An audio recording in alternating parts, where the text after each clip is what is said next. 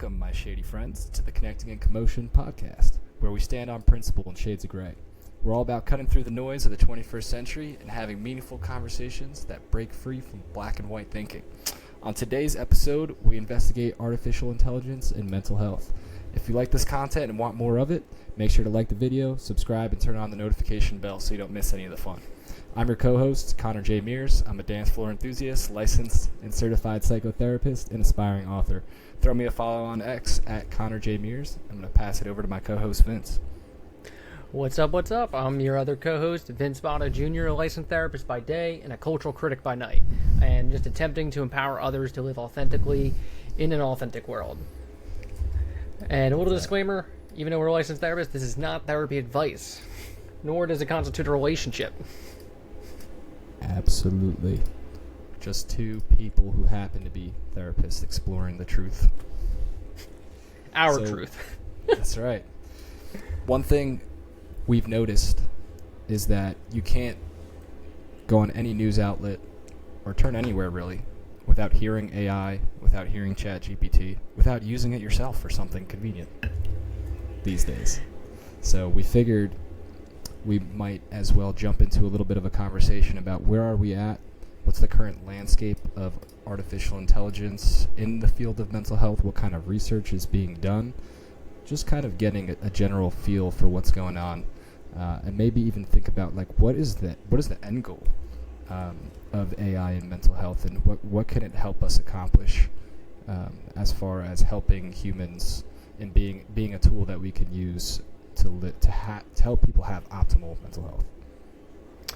And you know, it's interesting, right? Because it's been out there for a little bit in the public for a few years now. And it's funny because in the past 2 years, we saw an economic boom in, say, the stock market around AI companies, chip manufacturing, and we're only just starting to see if it's actually even doing anything. So Right. When we're talking about even mental health, people's lives, you know, overall, really a science-driven field, and the reality of the fact that it's extremely accessible and everyone has it, like you said, it could be a dangerous situation. Right. And we were just talking before we started this podcast about a few different nightmare scenarios that have already occurred as, you know, we're trying to get into the field of triage and chatbots as sort of mental health assistance. And so it seems pretty clear based on a cursory read-through of what literature that we have gone through, that it's not there yet, but it's very clear that the powers that be see an opportunity to use AI in mental health, and that it's only progressing, and the research has sort of exploded in like the last year, just going on and doing and looking for articles related to artificial intelligence and mental health. It seems like starting in 2023 and 2024, has been more published about it than ever before, right? Than the last 20 years. So 100%. And, you know, it's funny because we were also saying before, like, when we were building a thought experiment, the hypothetical is like, oh, you know, humanoid down the line talking to it. And then you add in the context that essentially everyone who's lived up until this point has had horrible experiences with chatbots and just companies utilizing them to not pay employees. Right. And it would only have, like you mentioned in that conversation, transference and counter-transference between clients and really even the chatbot. yeah, I'm imagining a client or a patient yelling at the robot in the room, can I speak to a human? in Pressing zero. Yes, on some Freudian couch, like, you know, looking over at the robot therapist and saying, I need to speak to a human, please. That response was not good enough. Or if we're thinking like ChatGPT terms, regurgitate. Right. Yeah. Just give me a different one. Let's say a little bit different. Try that again. I don't like being challenged on my defenses. Thanks. We're not ready to go there. Just switch. Yeah, I'm wondering if, because one of the studies that I saw, we were just chatting about, was about how, I mean, granted, they didn't run it through any sort of plugins that are specifically trained in psychotherapy or theory or anything like that, but it illuminated that when given different scenarios of choosing between different value sets, so when clients or patients are find themselves in dilemmas between opposing values, that they 10 out of 10 times 4 different large language models consistently chose the same value. So unless there's some sort of very intentional progression of trying to bring some sort of relativism based on client variables and some other level of context discernment that helps them choose values, pick and choose values in a more specific and accurate way based on individual situations, that it's going to be a real hard sell to do anything other than have AI that is essentially a screening tool. And that's kind of how I see it right now. I don't know. What's your opinions on that? Oh, I don't know if I want to say what I'm about to say, but I guess I'm going to say it. If we think evidence-based treatment,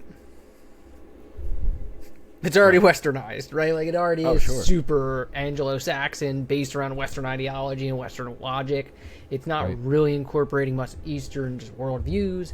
And when it comes to just diversity, it's not, right? And the reality, too, is, like, we all the time hear about the evidence-based being kind of the foundation of the field.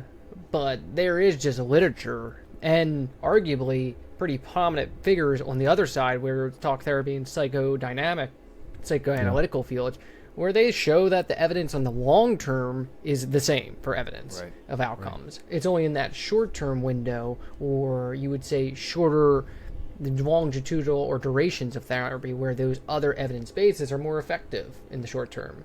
And almost every chatbot is based around these ones, like CBT, ACT, more behavioral interventions. So in reality, it's kind of what you're saying with the study you found, where it's just intertwining 4 different language models, showing there's a bias, showing it's not basically cultural entwined, and in reality, then if we just tie in America, but like if we think politically or culturally, this is a huge issue for us right now, and we can't even figure it out on a more broader level.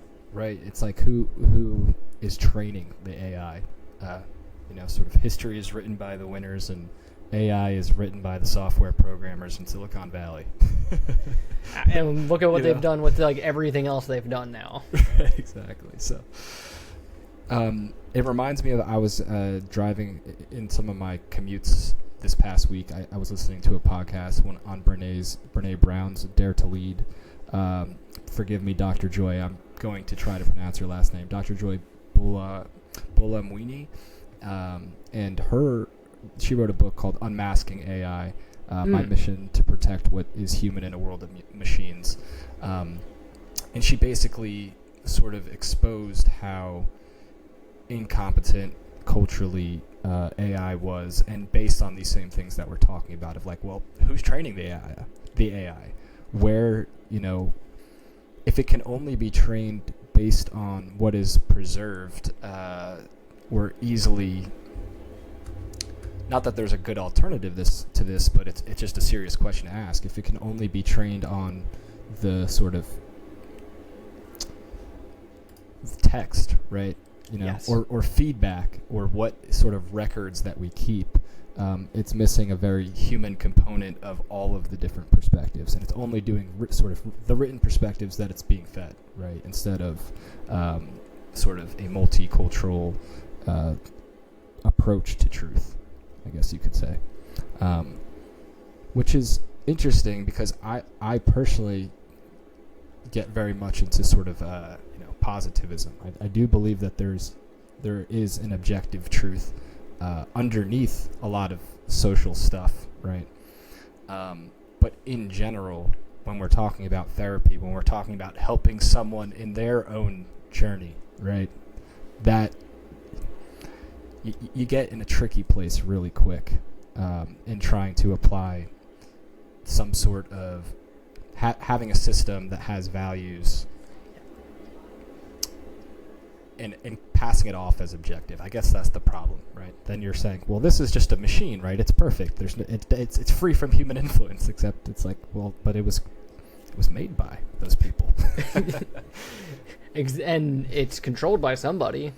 Right? Like, we let the algorithm, if it's not generalized, then it's going to be controlled. So it's like, once it becomes generalized, then maybe it starts interpreting that it is actually falling short on some demographic or cultural or even ethnical kind of considerations. But when it's not there, you literally need to build it to be there. Right.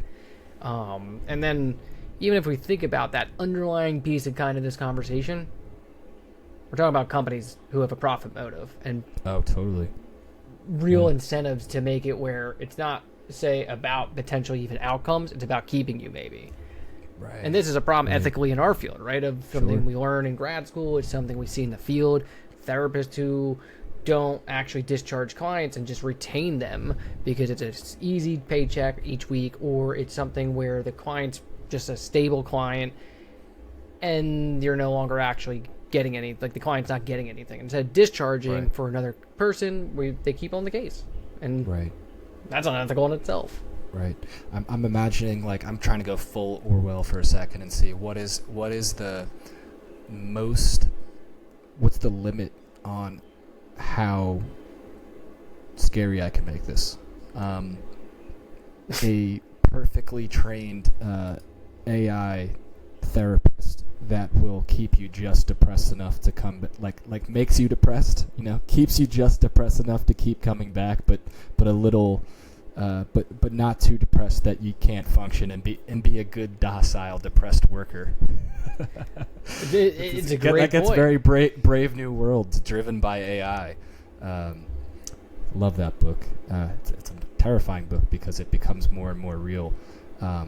If you haven't read Brave New World, it's a dystopian novel where they sort of use technology to create social classes of people, and sort of let's say the sort of blue collar people who have a sort of low human capital jobs, so that doesn't require a lot of education and training.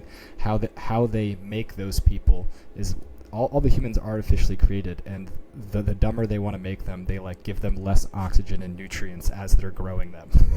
It's really nightmarish. But now I'm thinking about it as in like, okay, we're gonna have these AI sort of therapists or clinicians or people who sort of keep people in bounds of the life that they're supposed to be living, with some sort of master manipulation, right? That's kind of like where it goes to at like the largest scale. There I go, off the rails. Look, I'm going to tie in 1984, right? Because it's similar, where it's like we just added the other dystopian, and literally it's the voice every day that tells us the news that we use as almost like the announcer, like Good Morning Vietnam, almost like Robin Williams, now Google, like you said, writes history. So it's like, oh, ChatGPT, tell me about this event. It's essentially just like in China with Tiananmen Square, where it doesn't exist. And that is essentially that. Well, just why would that not exist next to it, right? Yeah. Well, and then I imagine it. What if you gave those same AIs are psychiatrists, so they prescribe too, right? So then you get, which is in Brave New World, right? Everyone's very doped up on the drug called Soma, which is like it's basically sort of Molly mixed with Xanax, right? It's joyous pleasure and absolute relaxation, right? There's nothing to worry about taking a Soma. Take a Soma, relax, forget all about it, right? There's nothing serious here. Keep it moving. So, and what's interesting is actually Aldous Huxley, the author of Brave New World, and George Orwell were contemporaries. And at the end of the version that I have of Brave New World, there's actually a letter in there that Aldous Huxley wrote to George Orwell. It's a fascinating letter. But in it basically says, I contend that your dystopian society is rational, but it's only a step on the way to the one that I wrote about, because it's too much. It requires too much effort to keep people in line by the brute force that you describe in yours. My future is steps beyond that, when they become so technologically advanced that the people don't even know that they're being manipulated. They've lost all ability to revolt, and are so biochemically assuaged and comfortable by artificial means, that they are essentially just automatons, right? There's nothing left to do. I agree completely with Huxley, right? Like, yeah. Yeah. It's a fair point. I was like, whoa. You also gotta, like, it's weird too, because just think about, like, if that, I'm assuming from how you just framed it too, that's probably very close to how it's written, and it's like, just think about how, like, gentle that is compared to even culturally today, where it's like how vicious our culture is, and like it's only getting more vicious, where it's like, it's a contemporary, like. Yeah. Sorry, I'm cutting you off. I'm just getting so excited because right now it feels like we're in the 1984 stage, right? And but AI is going to bring in the Brave New World phase. Yeah. Yeah. Wow. Yeah, because like Soma is going to be created by AI by combining, right? Like. Yeah. Oh my gosh.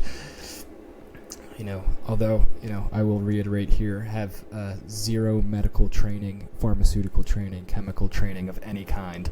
However, I'm just curious about, like, to what degree can large language models, like, discover new chemical compounds or propose new chemical compounds, and will that be actually even used as a basis for clinical trials into potential new drugs?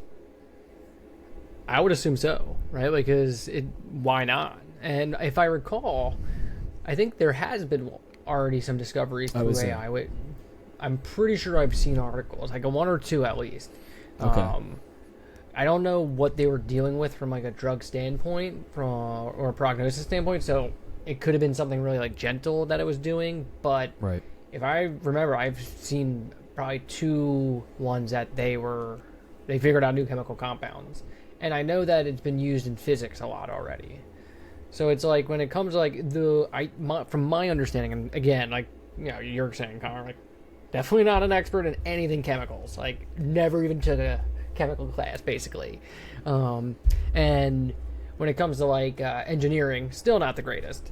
But I do speak to some people who are playing with building out models of their own. And typically, like, the understanding I have is when it comes to these models, right, it is essentially, they're just big libraries.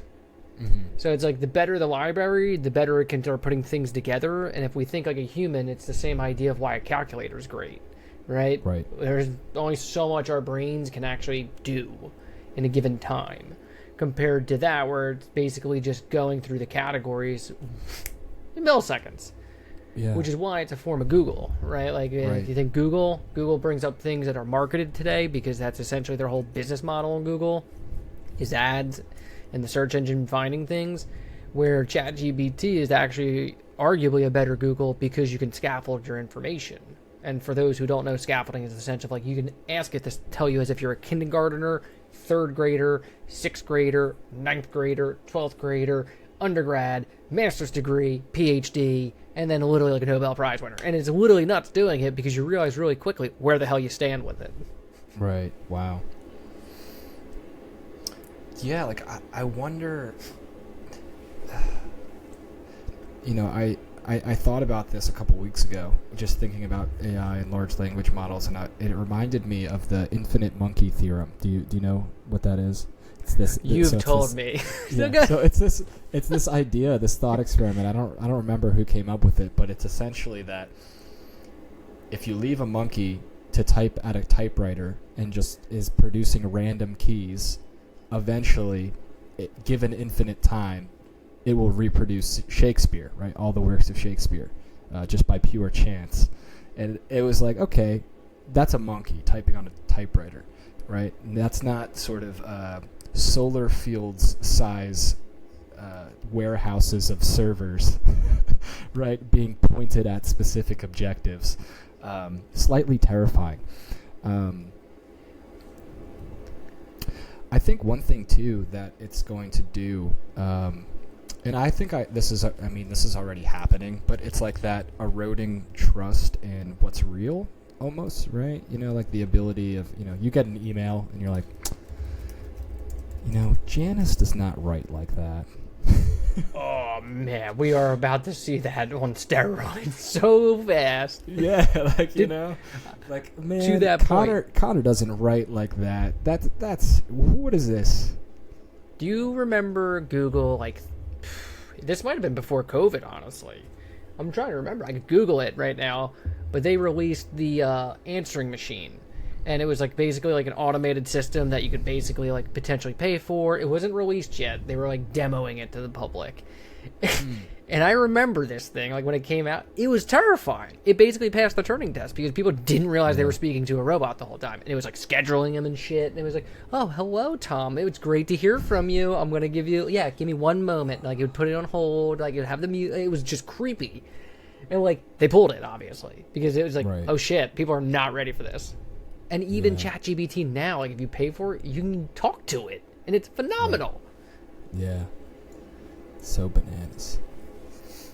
Because I guess like this is where, in some sense, if we're thinking about it, right? If we're just, I know if I'm being honest about my own knowledge, it's like there's a point where it's like my brain will start making things up that sound good. That kind of are true because it's like some sense of knowledge, and I forget in cognitive science what that's called. But like we do it while we're reading too, or like we might skip a word and we just kind of fill it in when we're remembering.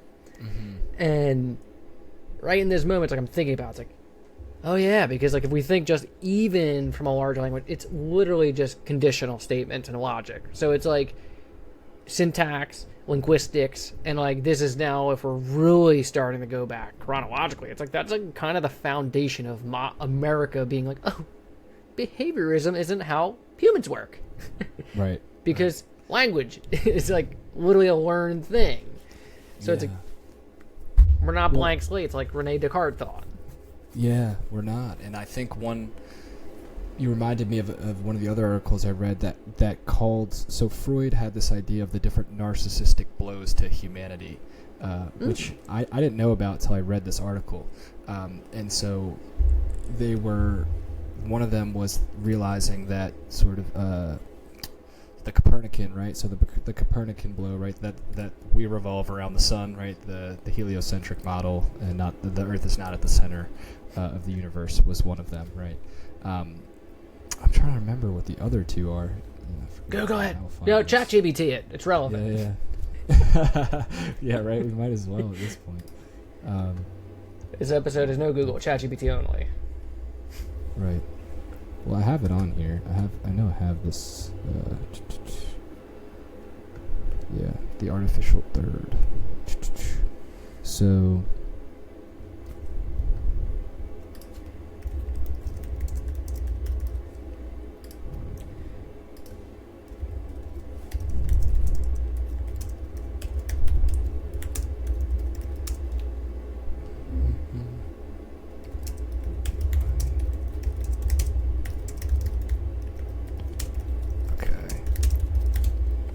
Curious. Curious. Yeah, the first is the cosmological blow that came from Copernicus, who taught us that the Earth orbits the sun and not the other way around, right? So second was Darwin's biological revelation, presented humans as just another evolutionary link and not a divine culmination. Third, Freud himself introduced the psychological blow with his psychoanalytic theory, suggesting that beneath our perceived rationality lays unconscious drives and conflicts that are beyond the control of our ego. Right. So in this, they frame the fourth blow is the linguistic blow, that our ability to put together words and ideas and articulate our thoughts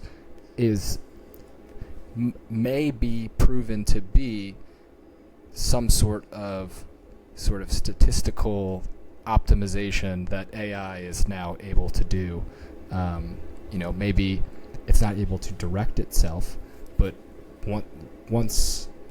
If it does, that's the next step that they're shooting for. Yes, if it does have the ability to prompt itself, then it may be right such that language, which we thought was sort of impossible outside of the domain of the human brain, might not be right. So, I thought that was interesting, framing it in these different revelations that sort of knock down the specialty of humans. It's more like externalizing ourselves into the robot thing, on towards the singularity. Look, fair enough. And like it's funny too, because like when you think about that, like the AI one, where it's like we just said, it's like that's literally their goal. Like generalized intelligence is what they want. And we're allowing it to just kind of proceed forward with like no guardrails. Where it's like, well, good luck.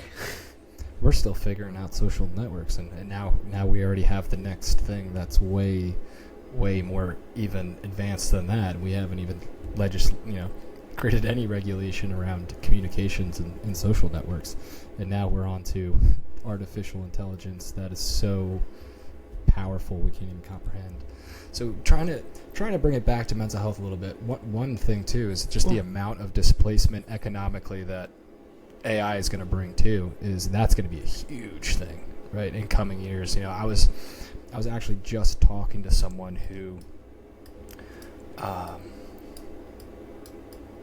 someone they knew was working at a big like tech firm, like one of these big tech firms. I don't remember which one, like IBM or Microsoft or something. And they got laid off after being there like decades. And it was just like, well, your job was replaced by AI. Sorry. It's like, oh, careers are being erased. It's already happening. Well, we can tie in someone that we both kind of liked. I think you might have been the one that introduced me, Scott Galloway. Yeah. Yep. Right? So, like, if we think of his TED Talk, and I'm pretty sure that's what you showed me, right? Yeah, I sent that TED Talk. Epic TED Talk, by the way. Everyone go watch Scott Galloway's TED Talk. We'll link it in the description on YouTube or the podcast, by the way.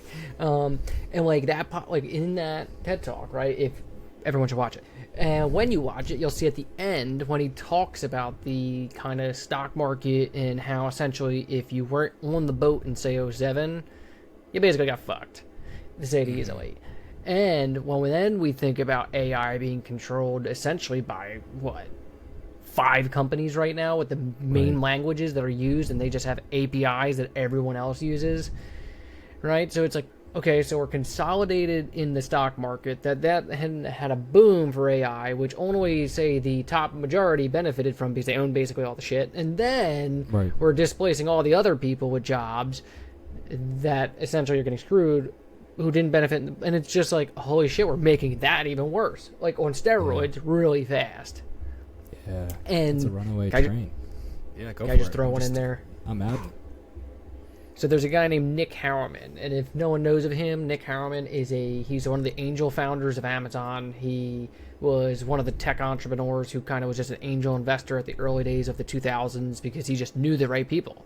And he was friends with Jeff Bezos, lucky him, right? And he wrote an article in 2014 in The Guardian, which you can still Google it. It'll come up in, say, like the Internet Time Machines or whatever they're called.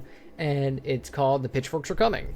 And he's a billionaire. And it was in 2014, this guy wrote a public article basically saying the pitchforks are coming because if we don't start changing society, they're going to get us.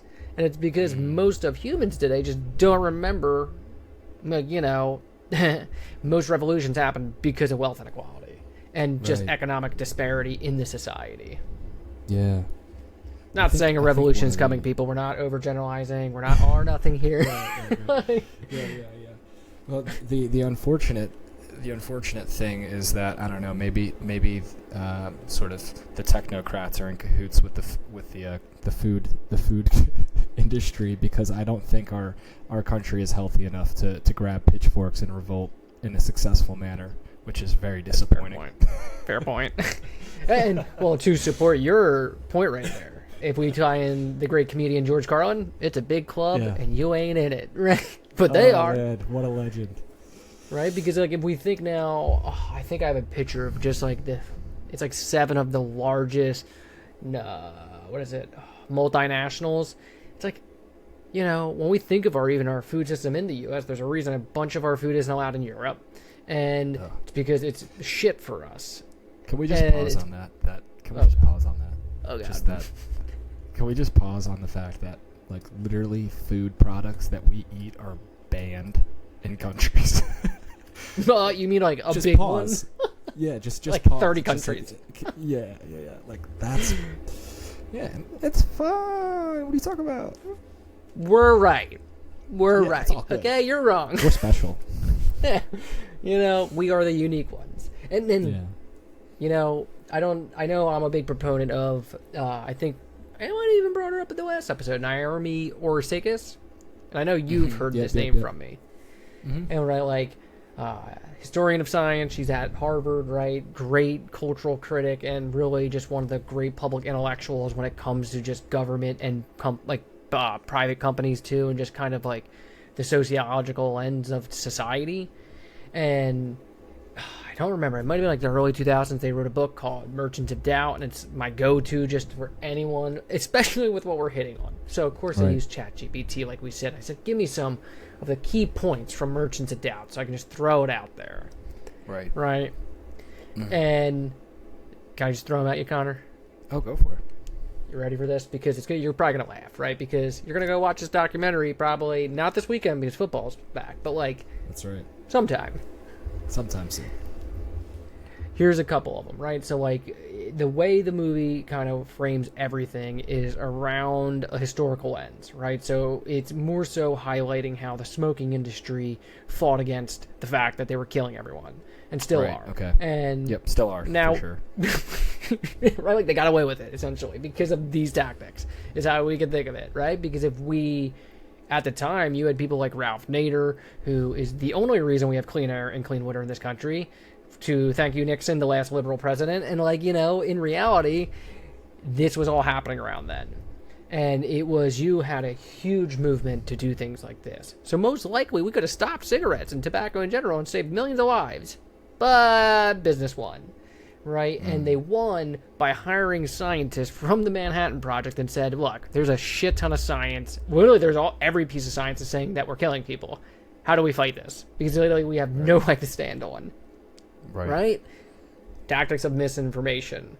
So it highlights how corporations and special interest groups use strategies of confusion and doubt that mislead the public on scientific issues. So, for example, it would be like, well... How do we know that science isn't being funded by somebody who wants to influence it? Well, it's hard. It's hard because, right? I know, but I'm following up here to be fair to the people who are harmed by it. It's like that's a legit question. Like, you know, who's funding it? You know? Whoa. Well. But in this moment, when they were doing this, that wasn't a legit question. It's a legal question to people like us who were not even born at the time this battle was happening. Right. Because we grew up in this now, right? So, like, this is where I'll pull in Thomas Kuhn, right? One of our greatest contemporary philosophers of science. And literally, he basically wrote the book on modern philosophy. Him and Bernard Russell, right? So it's like, he talked about a paradigm, right? And if we think in paradigm senses of science...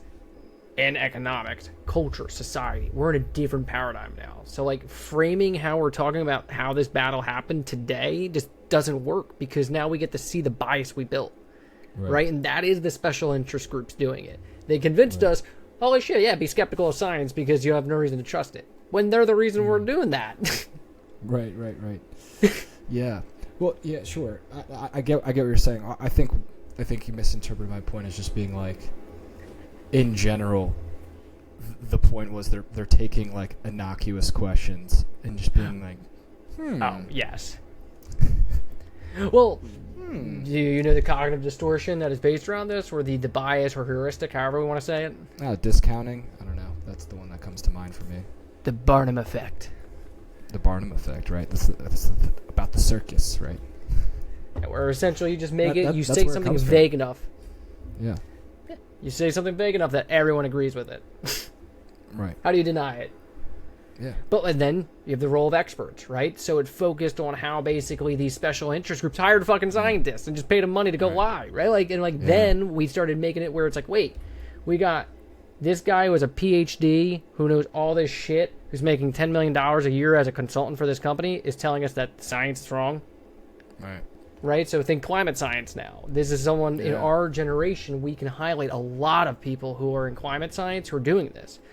Yeah, natural earth cycles, right? Like, you know, there's plenty of oil. We're never going to run out. Like, solar, whatever. You know, coal is clean coal, right? Like, no. Clean coal. Like, they have historical parallels, right? So they literally just show how these were all connected. So, like, the show Mad Men, for example, arguably does everything this documentary talks about. I couldn't do it. I never watched it, but I just know that it's based around this. Yeah. Guys, Some people like. last few points. I'll just go quick. Yeah, you got it. You got it. Do your thing, man. Media manipulation. Sure. Right, so essentially it just talks about how these special interest groups, and when we're talking about that, we're talking about like the 0.01% of people in this country, so like 50,000 people who control 25% of all the wealth, where they would just go spend $10 million, create a nonprofit that has 10 employees. Every one of those employees are trained fake actors, essentially, who just go fight people in the news about these same topics. They do taxes and information. They act like they're experts. I'm a consultant in a big pharmaceutical company. I am an expert. They have historical parallels where they talk about other moments that say regulation hurt business, or that there's reasons that like there is denial, right? A.k.a. the last ice age ended, is how they talk about with climate. They have media manipulation, a.k.a. the role of experts and how they do it with that. But then they'd also, through this, have the impact on public perception, which is where we are today, right? So the skepticism of vaccines, the idea that literally, well, because there's 1 out of 100 studies saying something, well, I don't know about that. Well, and part of that, I think, too, is just to tie back in like AI and technology, right, is we have such an ability, a selectivity bias, right? Like, basically what people do is they go in and they Google their conclusion, and there's going to be at least one article that agrees with them, and they're like, hey, there it is. All right. I was right. Go on. I was right. I can go on with my day unchallenged and unperturbed. Like that, and that is what it is. That's their life, you know, and that's what we all live in. It's like, I knew I was right. Thank you, Google, for stroking my ego. Well, I'm gonna give you like something that I know is. I'll let you talk about it. But an anxious generation, Sure. right? What does he kind of frame social media as, right? Like if we think about it, it's kind of the point you're making, right? Like that. And if you want me to kind of be a little more specific, I can. Sure, go for it. The idea that it's a world of our own, and then it's like it's all about me. Mm-hmm. No, totally. And I think the biggest one of the biggest issues with smartphones is it's destroying, and smart devices, it's just destroying shared culture. So some people might listen to this podcast, but I highly doubt that everyone in a high school is going to be talking about our podcast, right? All the students in the same high school, it might be one student, and it might be 100 students from 100 different high schools find this podcast and are interested in it. Cool, right? None of those people are going to talk to each other. Yeah. None of those people are going to see each other in the hallway and talk about it, right? So everybody has their own like little micro world, and so that's kind of pulling us apart. And used to be like, well, you could just kind of, like, I don't know, I'm thinking like the 80s, like, okay, The Clash came out with a new album. Oh, whoa, like everybody. The space shuttle. Right, everybody listened to this album, right? And like everyone listened to it in that week, and everybody talked about it, right? And everyone had to engage with the shared cultural things.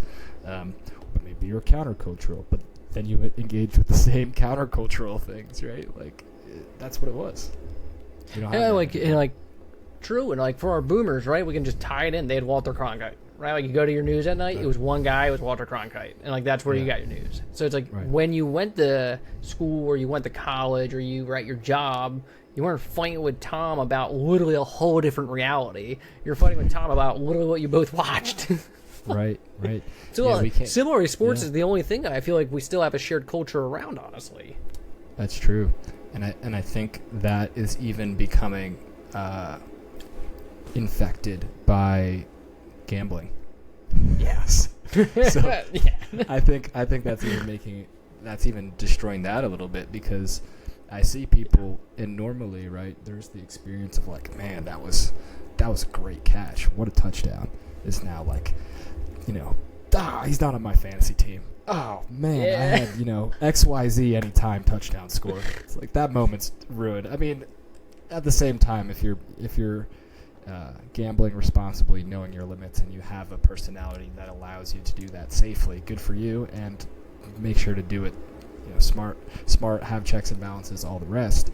And it can be fun to do that, to ride a bet train with friends or whatever.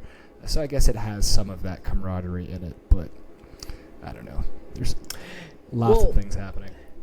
And if the gambling point, right? Like, yes, I should say, there's a part where it's camaraderie, but the downfall of it goes back to that idea of where do we put most of our bets in, and where are actually most people at? Like, if we think of the biggest demographic which is young men right now, they also are the ones with the least likely to have friends. Right? So it's like they're probably gambling alone, and like, even when they're with their friends, if all you're doing is talking about the screen stuff, it goes back to that idea of that shared culture, because like it would have been actually playing the sport when it was the 80s or 90s, right? Reenacting the maybe catch that would have happened. I don't know about you, but like, I can definitely vividly remember being a kid and just like Ryan Howard and the Chase Utley Phillies and just being like trying to like emulate it, playing wiffle ball with my boys compared to like playing MLB The Show on a line and like acting like Chase Utley and being a dynasty team, which is what they're doing today. Yeah. I think that's, the replacement of that, like, just not seeing kids outside, right? The amount of kids having sleepovers now with their friends in middle school and high school is way down. Yeah. All these things of, like, having experiences here in the real world, something you can knock on, embodied presence around other people, forgetting that your phone is there because you're talking to someone, because you're doing things. It's tough. It's tough for kids these days. It's tough for adults too, man. Yeah. And, I think that's one thing people don't understand is oftentimes, people will look at the anxious generation stuff I see online and be like, well, I'm an adult and, I have social media and I'm just fine. I'm like, your brain was not formed up with it. Our brain develops in our childhood years, sir.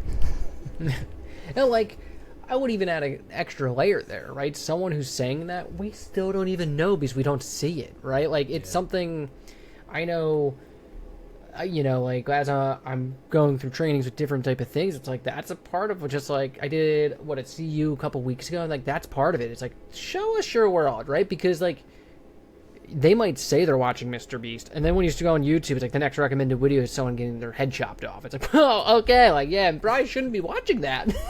Right, like, hey. Right, like, oh shit. Yeah. What else is popping up on that algorithm? It's so true. And I know,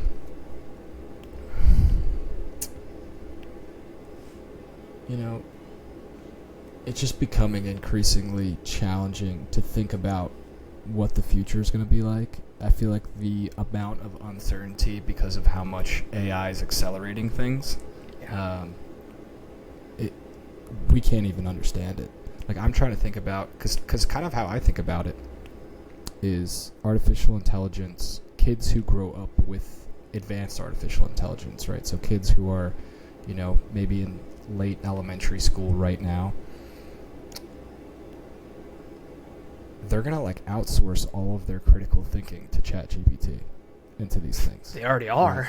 So they're going to not have that ability to reason through things by themselves. And then if you think about having the lever of power and control over who's training the AI models, who's controlling what content gets put in the training models and what outputs are generated, and all you have is a population of people whose only critical thinking skill is how to develop a optimized prompt for an AI response. I'm not sure what that future looks like, and I don't know if that's the one that we want to go towards as a society. So I'm curious, but I don't know. What are your thoughts on that idea of like the effect sort of critical thinking that it's gonna have?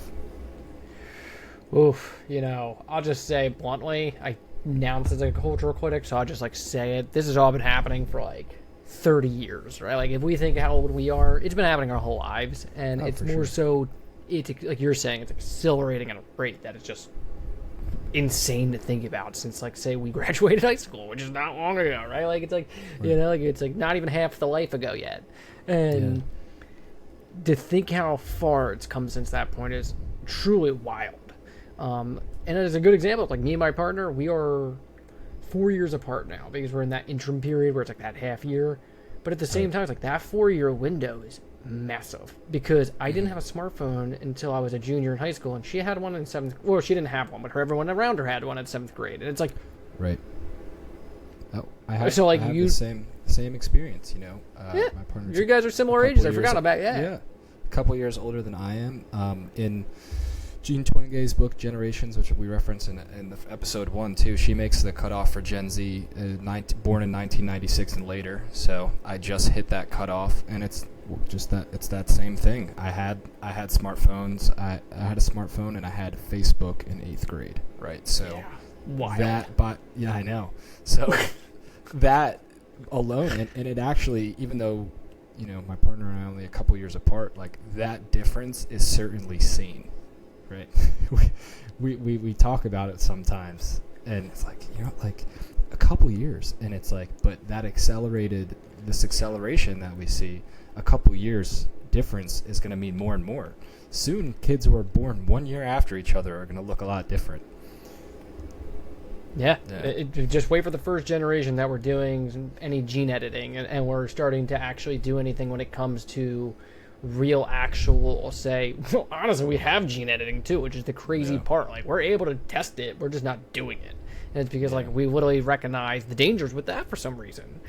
Right. But then again, it's too close.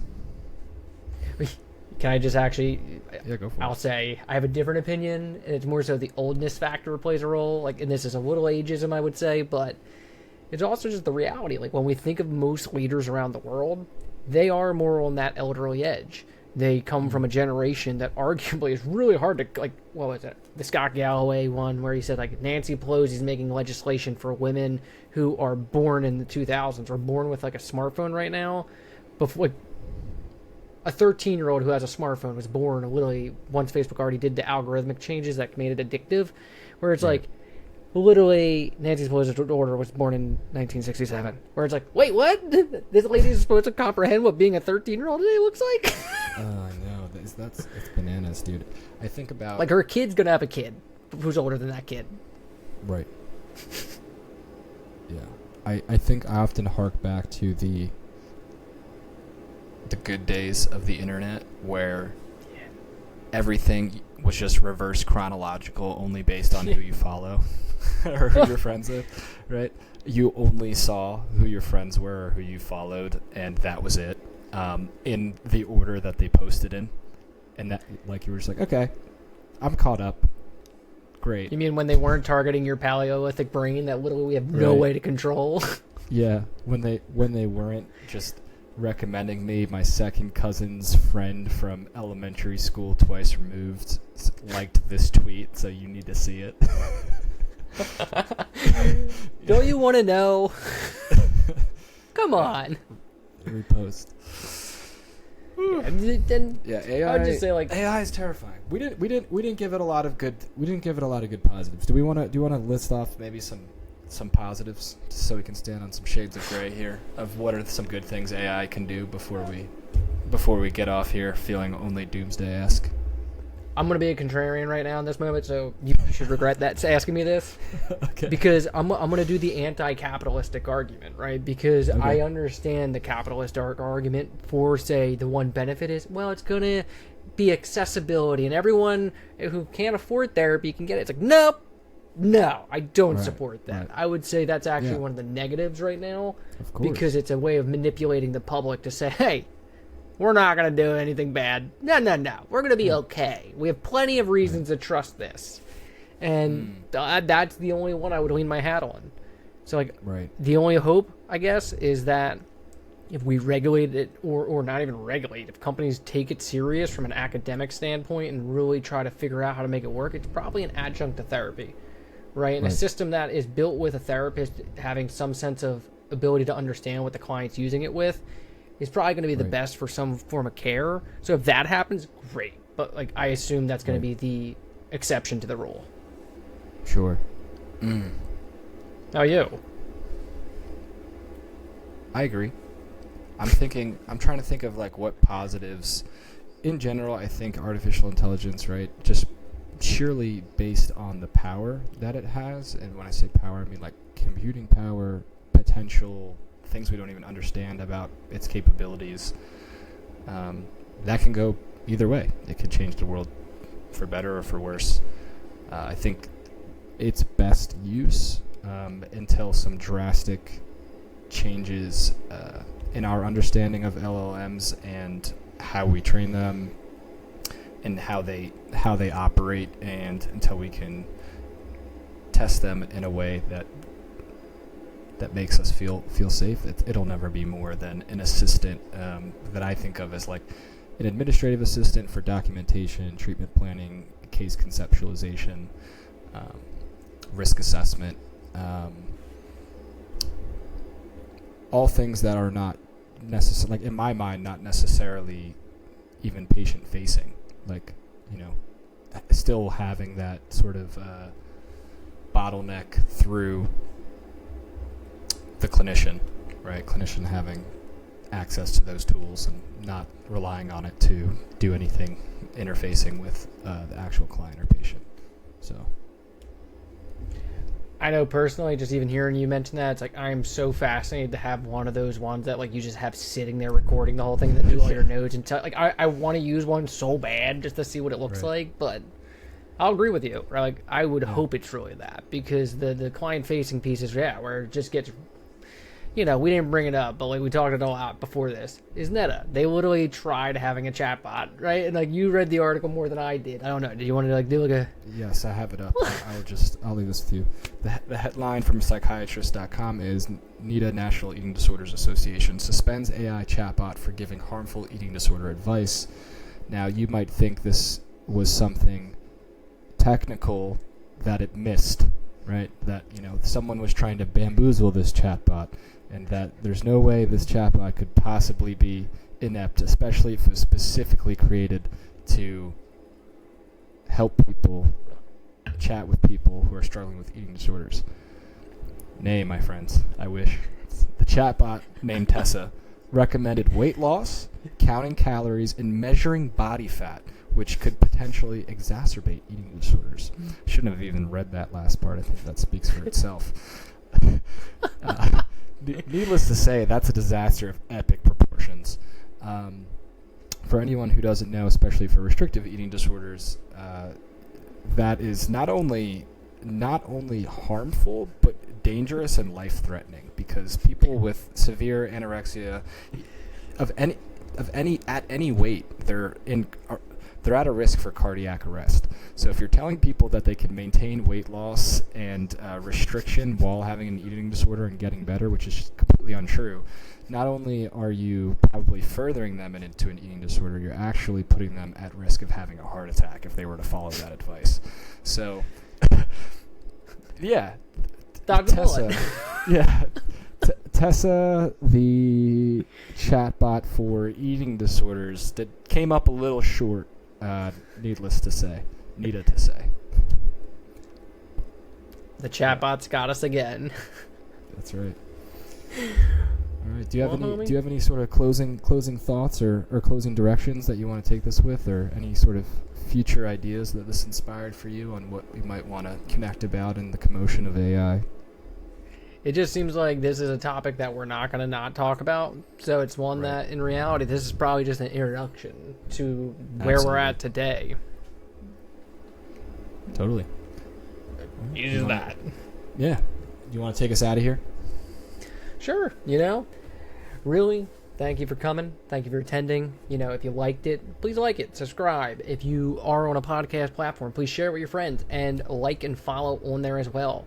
And if you can, make sure to download the episode. As for us, we're going to be back in 2 weeks. For that episode, we'll probably just be chatting. We'll be rambling a little bit. But today, it was great just talking and getting an introduction into AI, what it's looking like in the field of mental health, where we're really standing today, and just overall, what are some of the dynamics that we're kind of facing going forward as a society, a culture, and just humans. Because robots are coming. And they're almost here. That's right. So, overall... Cool. I'm your ghost. And the downfall virtual. That's right. Thanks for listening, everybody. This was a This was a really fun conversation for me. I have the dystopian tilt, so this is always a good time for me and mine. So from the bottom of my heart, thanks for listening this far if you have. Appreciate everyone here. We'll see you in 2 weeks.